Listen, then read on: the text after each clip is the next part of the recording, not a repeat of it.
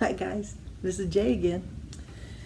Well, boy, went on a vacation recently, and when we went, it's been my habit. I always send postcards to the kids, and here's a postcard that I bought. It's probably backwards because I'm filming it on my iPad, but it says Navajo, and then it's a picture of a Navajo lady, and then when you turn it over, it talks about this lady that lives in Hard Rock, Arizona, and she's dressed in her traditional stuff. So anyway, I usually send a postcard because my grandkids like it. It's a picture of something I've been to, and I can share some information like, hey, today we did this or that, or even to just say, I miss you. So the Apostle Paul, he wrote letters. He was a letter writer, and that was good because they didn't have any way that they could communicate. No iPhones, no iPads, no texting, no calling. So it was either a letter or it was nothing. Well, in the book of Acts, there's a verse that says, salvation is found in no one else, and there is no other name under heaven given to man by which you must be saved. And that's Acts 4:12. Long time ago, I learned to sing that. I played part of an angel, if you can believe that, in a musical. And I sang that. Salvation is found in no one else. There is no other name. No other name under heaven given to man by which you must be saved. I got all corny at the end there. Acts 4:12. Or Acts 4:12. Depends. It was a long time ago. I was a better singer. Anyway, that is the verse that really gives us the information that we need today. Remember last week we talked about in Ephesians that it was a new church, and a lot of those people were pretty well caught up in just what they thought was important because they were in a society where everything was, hey, look what I have, and I'm rich, and all that. And the Ephesian church was starting to get caught up in that too, because it was all around them. But the problem was that you couldn't be a Christian and be caught up in all the things that you had or didn't have. So anyway, just checking. Paul wrote them a letter to Ephesus, and it wasn't a little postcard, it was a letter, and it told him, look, you got to remember where you come from and who you belong to. That's the important thing. It's not all the stuff that you have, it's not what you own, it's not even really what you're good at. It's the fact that the creator of the universe created you just exactly the way you are, and that's exactly the way he wanted him to. Well, Paul went around and he told a lot of people about Jesus. And, you probably have shared your faith at school or something like that with somebody, and the person's gone, what? That's dumb. I don't want to hear it. Some people get really mad when you tell them about Jesus. And that's what happened to Paul. So many times Paul went into the synagogues and he told all of the Jews, hey, you know what? The Messiah that we're looking for is Jesus. And then where it says no other name under heaven, he's like, no, sorry, it isn't anybody else. It's not Buddha, it's not Muhammad, it's not anybody else. It's Jesus. Jesus is the name. Jesus is the one. And he's the only one by which you can be saved. Well, he would go out and he would share that, and he would tell people. Well, some of the Jewish people, they were really mad at him, and some of the Romans were mad at him, or some of the shopkeepers and things like that, because they're like, get out of here with that. We don't want to hear that.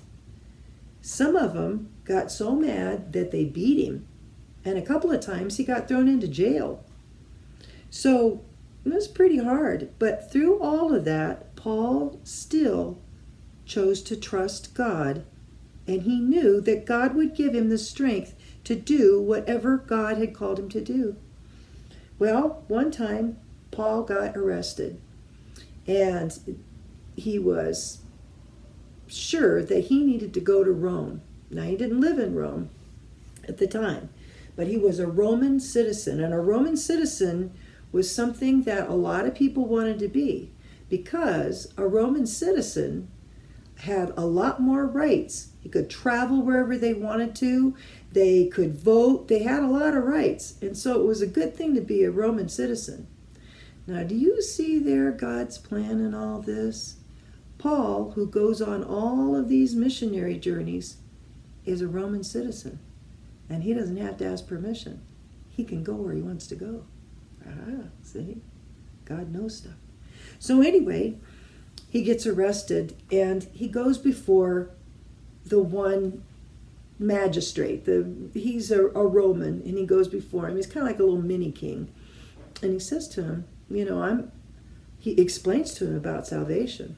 And then he says, I think I need to go and be before the emperor, before Caesar. And the guy says, well, you are a Roman. I guess if that's what you want to do, you can do it.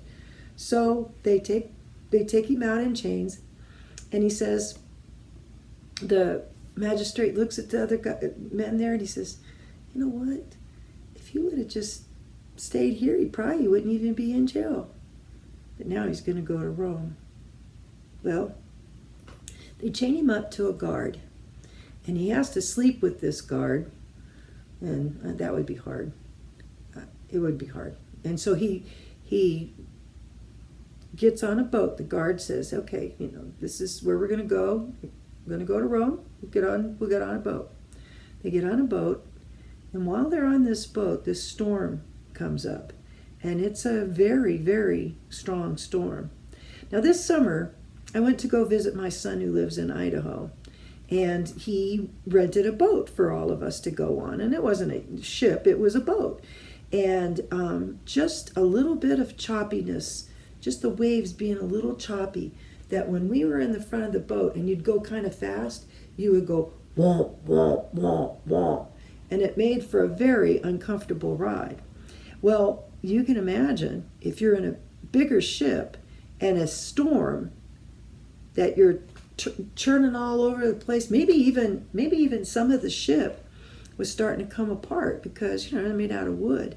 This was a really bad storm. Everybody on the ship is scared to death, and Paul's not. He says to the men, you know what? I just talked to God. God says that we're going to be okay. Well, they don't really believe him, but they were. After 3 days. Oh, this horrible. I could hardly stand being bounced around in just an hour, and I was having a good time too, but man, it was hard on me. So you can imagine being thrown around and everything in a ship. So they do land safely. They run aground. And so which means that the water, they just come like this, and the water forces them, and up on the land the front end is.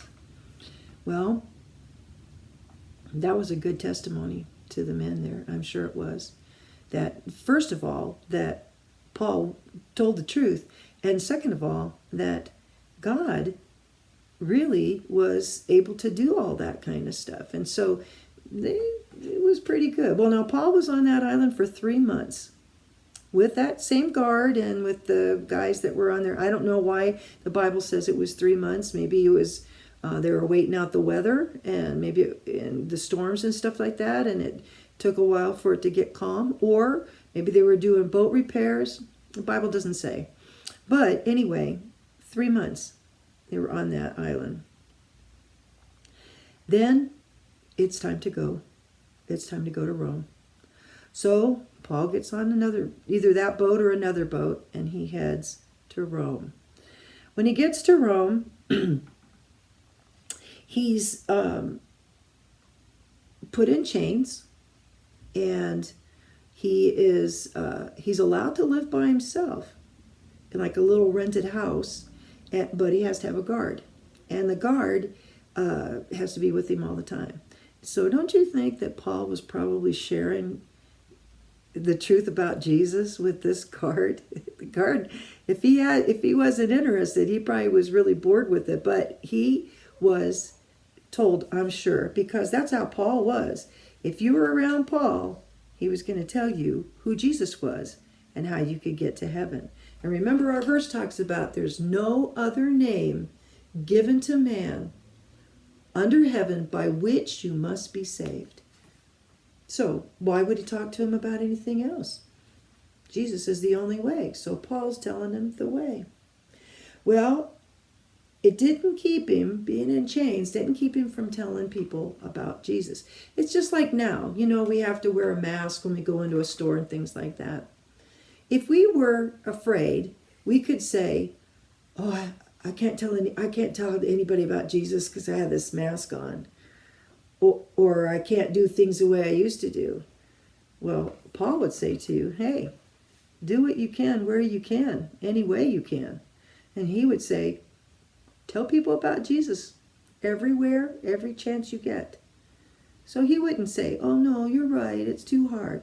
Paul didn't believe that way. Paul believed it didn't matter if it was hard or not.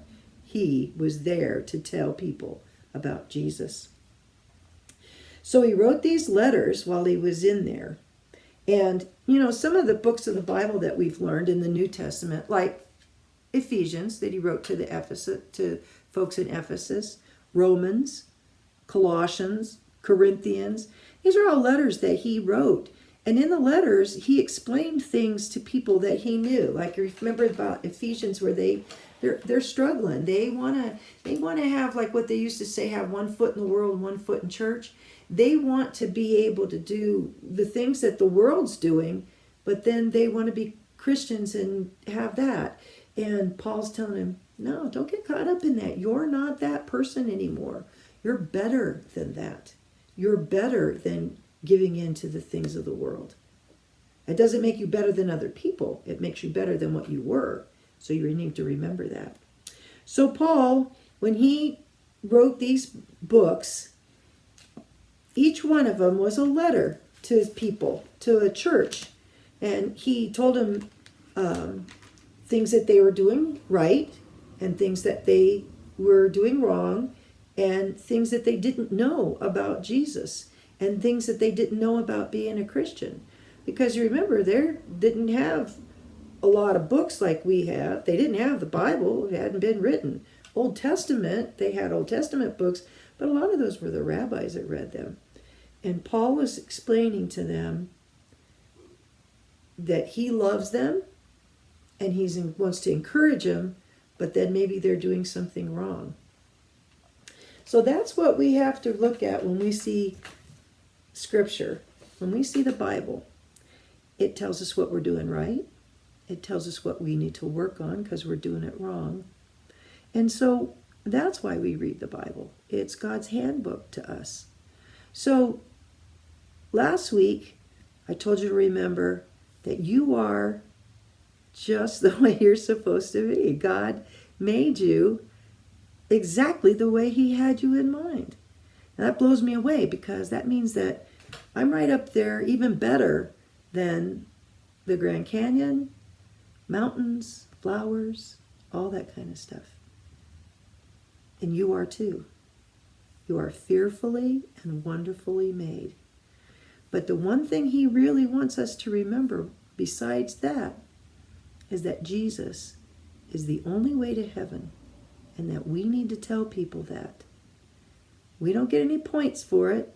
No, we don't get this card and he clicks it and says, there you go, you tell 10 people, that's good, you get a refrigerator or something. That's not how that works. It's because we know that that is the only way to heaven. And we need to share that, no matter what. Paul shows us that. He had a hard time. I mean, he got run out of town, all kinds of stuff. But it never stopped him from telling people about Jesus. So when you're out and about, and you're probably not out and about too much, but when you are, look for ways to tell people about Jesus. They need him. All right? Okay, good. Take care.